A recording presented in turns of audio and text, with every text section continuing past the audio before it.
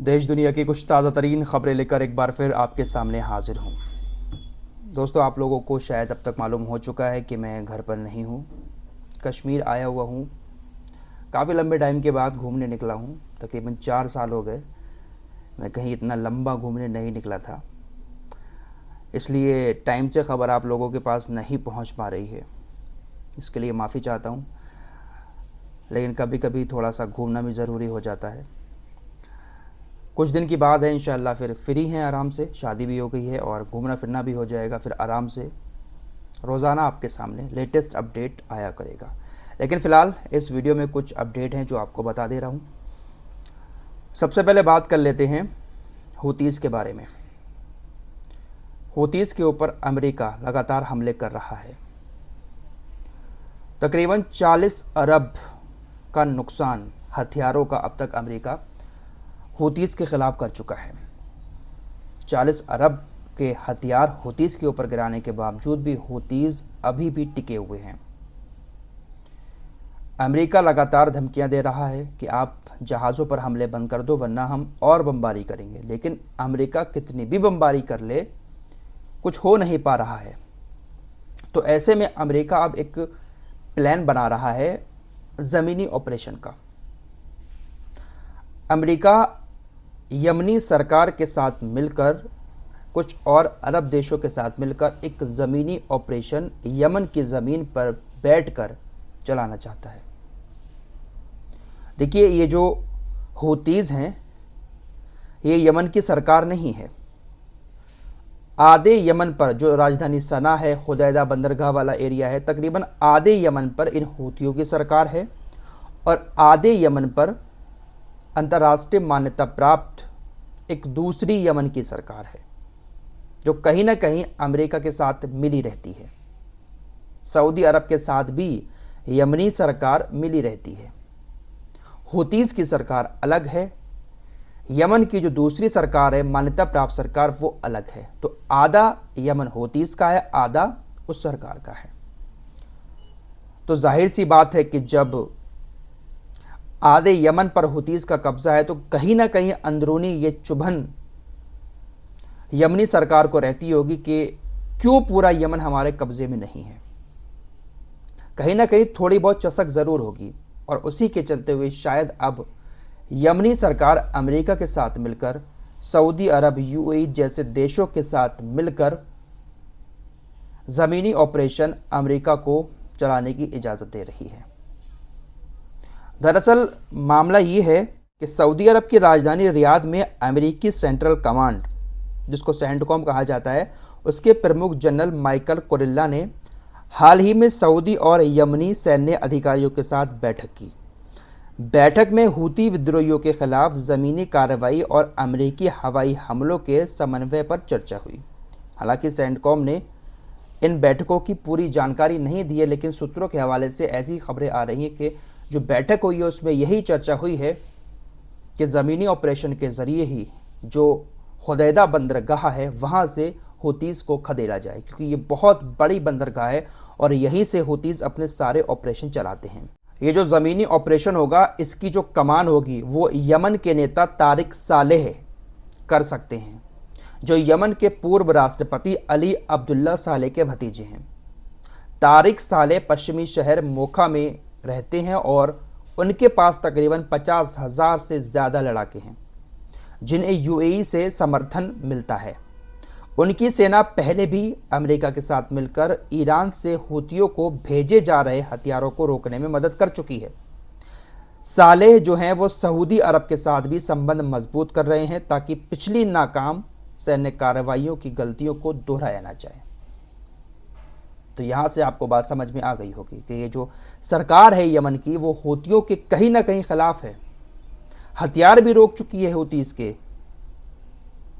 तो हो सकता है कि अमेरिका को ये पनाह दे दे अपनी ज़मीन पर और फिर अमेरिका ज़मीनी ऑपरेशन चलाए। जैसे गाज़ा के अंदर इजराइल और अमेरिका ज़मीनी ऑपरेशन चला रहे हैं, इसी तरीके से हो सकता है कि वहाँ पर भी ज़मीनी ऑपरेशन चलाया जाए। लेकिन दोस्तों, सऊदी अरब, यूएई इस बात को लेकर काफ़ी टेंशन में है। और सतर्क भी हैं। सऊदी अरब और यूएई को लग रहा है कि एक बार फिर से ये बोझ हमारे ऊपर डाला जाएगा ऑपरेशन का। 2015 में सऊदी अरब की लीडरशिप में भी हूतीस को सत्ता से हटाने की कोशिश की गई थी। उस वक्त भी सऊदी अरब और यूएई जैसे देशों पर ही ऑपरेशन का बोझ डाल दिया गया था। एक बार अमेरिका फिर से इन्हीं के ऊपर बोझ डाल रहा है और एक बार फिर से यही देश शायद हो सकता है कि हूतीस के सामने खड़े हो जाएं। बात फिर वही होगी कि आपस में ही दोनों लड़ेंगे। लेकिन टेंशन में है सऊदी अरब के अधिकारी और यूएई के अधिकारी रिपोर्ट्स के मुताबिक। इस तरह की जब खबर सामने आई तो उसके बाद हूतीस के नेता अब्दुल मलिक अल हौती ने कहा कि वो अमेरिका और उनके सहयोगियों से मुकाबला करने के लिए तैयार हैं और पीछे नहीं हटेंगे। उन्होंने इसे शेरों की तरह मुकाबला करने का मौका बताया। पिछले एक महीने में अमेरिकी हवाई हमलों में हूतियों के कई ठिकानों को निशाना बनाया गया है, लेकिन अब भी रेड सी में जहाज़ों पर हूतीस हमले कर रहे हैं। पिछले 15-20 साल हो गए हैं हूतीस के ऊपर हमले हो रहे हैं, लेकिन हूतीस के हमले कम नहीं हो रहे हैं। आइए अब आपको ईरान और अमेरिका की एक खबर बता देता हूँ। आपको 3-4 दिन पहले जब मैंने वीडियो अपलोड किया था तो उसमें बताया था कि अमेरिका और ईरान के बीच बातचीत हो रही है परमाणु मामले को लेकर। अमेरिका ईरान के ऊपर ये दबाव डाल रहा है कि जो अंतर्राष्ट्रीय परमाणु समझौता है उसके तहत आप अपने परमाणु हथियारों को किसी दूसरे देश में रख दें। ईरान के पास जो यूरेनियम है उसको किसी दूसरे देश में रख दे, जैसे कि रूस हुआ या कोई और देश ऑप्शन में लाया गया। लेकिन अब ईरान ने साफ इनकार कर दिया है। ईरान ने रूस जैसे किसी दूसरे देश में अपना यूरेनियम ले जाने की अमेरिकी योजना को खारिज कर दिया है। ईरान का मानना है कि अगर अमेरिका फिर से इस समझौते से बाहर निकलता है तो उसे अपने देश में रखने से उनकी सुरक्षा होगी। फिलहाल ईरान और अमेरिका के बीच बात बन नहीं पा रही है। मकसद अमेरिका का यही है कि ईरान परमाणु शक्ति ना बन जाए, जिस तरीके से सऊदी अरब, यूएई, बहरीन, कतर, जॉर्डन, मिस्र ये देश हैं जो सिर्फ और सिर्फ अमेरिका की ताकत पर ही चलते हैं। ऐसा ही ये ईरान को बनाना चाहते हैं ताकि मिडिल ईस्ट के बादशाह बन सके। जहां अमेरिका एक तरफ यमन के ऊपर ऑपरेशन चलाने का प्लान बना रहा है, वहीं चीन जैसा देश यमन के हूतीस के करीब आ रहा है, बल्कि यमन की सरकार के करीब भी आ रहा है। चीन ने दुनिया भर के तमाम देशों पर टैरिफ लगाया ट्रंप के टैरिफ लगाने के बाद, लेकिन यमन के ऊपर टैरिफ नहीं लगाया है। यमन के अंदर चीनी सामान जैसा था वैसा ही बिकता रहेगा। खबर तो सऊदी अरब को लेकर भी आ रही है। अमेरिका ने जो हवाई हमले किए यमन के ऊपर कल, उसके कुछ घंटे के बाद कुछ बमबारी सऊदी अरब ने सीमावर्ती इलाकों में भी की है। तो ये सब मिले हुए हैं और सबके निशाने पर हूतीस हैं। और हूतीस किसके लिए काम कर रहे हैं? सिर्फ और सिर्फ गाज़ा के लिए।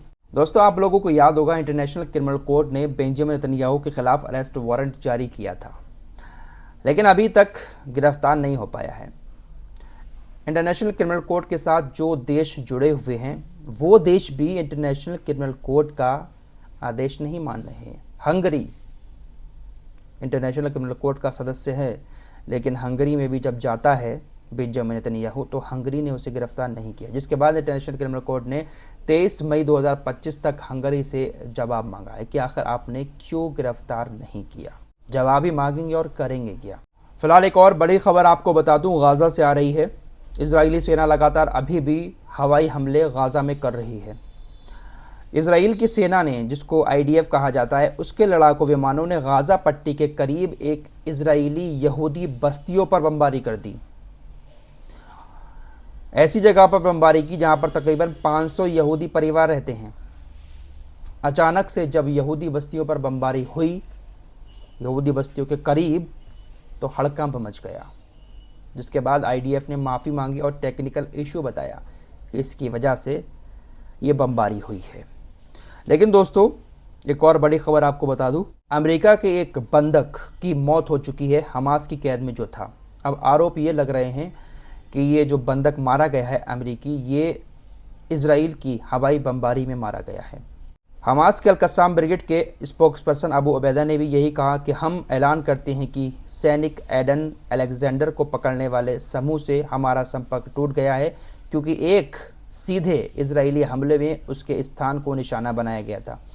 हम अभी भी उससे संपर्क करने की कोशिश कर रहे हैं। हमारा आकलन है कि कब्ज़ा करने वाली सेना यानी इजराइल ने जानबूझकर हमारे लोगों के खिलाफ नरसंहार जारी रखने के लिए दोहरी राष्ट्रीयता वाले कैदी फाइल के दबाव को ख़त्म करने का प्रयास कर रही है। अबू उबैदा का कहना है कि अमेरिकी नागरिक जो था वो इजराइल की मान्यता भी रखता था, सैनिक था इजराइल का, उसको ज़बरदस्ती मारा गया है।